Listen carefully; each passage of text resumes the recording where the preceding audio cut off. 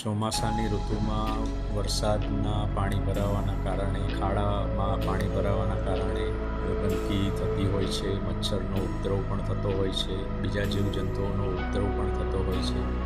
આ કારણે આપણા જાહેર જનતાને, આપણી પબ્લિકને રોગ થવાની શક્યતાઓ વધી જતી હોય છે.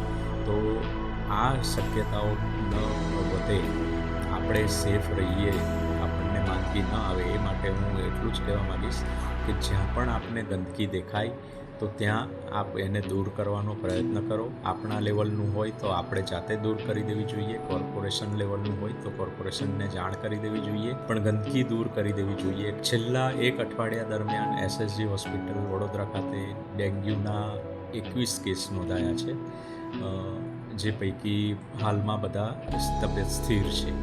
આ ઉપરાંત ઝાડા ઉલટીના પણ દૈનિક 6 થી 7 કેસ નોંધાઈ રહ્યા છે. પબ્લિકે પોતે તો જાગૃત થવાની જરૂરત છે. મેં કીધું એમ, પબ્લિક જેઓ ઘરની આસપાસ ગંદકી પોતે જ ન કરવી જોઈએ. આપણી આસપાસ ચોખ્ખું રાખીશું તો ઓટોમેટિક શહેર સ્વચ્છ બનશે. દરેક નાગરિક આ જવાબદારી લે તો આપણું શહેરને સ્વચ્છ રાખી શકીએ.